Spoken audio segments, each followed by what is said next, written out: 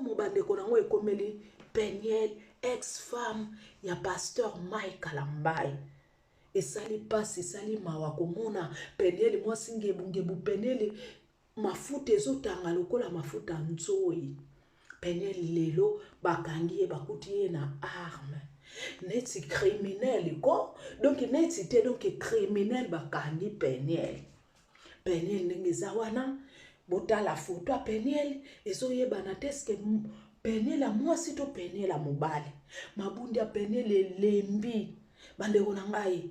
En tout cas ba makambo tango ebandaki to banda pe akolobela Peniel na mabe oyo asalaki na ba video nyonso wana ndinga publiaki. Mais avant silence na ye abimelaki biso awa ki abongwani ke Peniel ayambi Yesu. Na yebite soki ezalaki mpona kaka kobetisa motema ya pasteur Mike Kalambai. Tango abongwani wana nzoka silence bandeko na ngai oyo eleki Peniel makambo azosala na sese ngana bino toyebi te. Mais lokola makambo ebombanaka te yeti na internet bakangi ye na munduki. Explication to beti na tellement bakomi na anglais to loki to beti na allemand to beti na ba portugais na balangi tozo dominer to ke na français to monika ke bakangi ye na munduki. Eza pasi eza mawa oyebi moko ba fille tozaka pressé na mariage te toko condamné ye lelo o Peniel boye ba vitesse ya ba mariage o mono za nona préparer te yo lobi ke na bala kaka makambo to kutaka kuna na bandako mabala soki oza concentré te ozo fandisa mutu te okobela na liboma.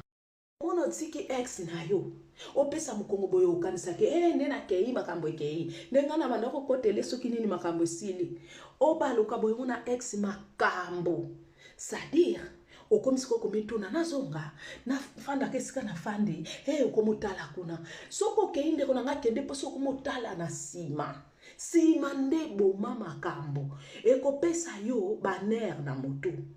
Peniel to pese foti te na yebike bakange na ba arme abimi lokola criminel mais to pesa ye foti te eza ba vitesse. Eza ba vitesse ya kokota libala, eza ba vitesse ya matalana, eza ba vitesse ya kosala concurrence na mobali. Or, balobaka silence oya ya kozwa na suka soka zwaka na yango ne bandeli soka yaka na ekoloba biso tozoloba avec sagesse alors bato baza na sagesse ba comprendre biso.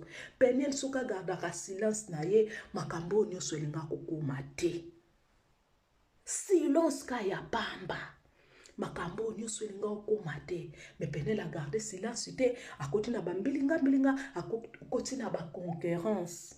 Mobali yango na mukolo na yo azomona musika lokola pongo yo azomona noka pembeni neti soso.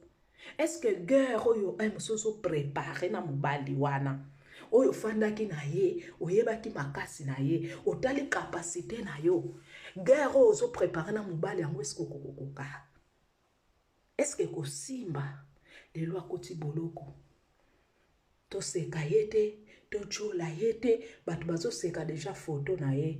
Mais eza dépression eloko ya lingaki akoka kosimba ngo te basi o bafanda na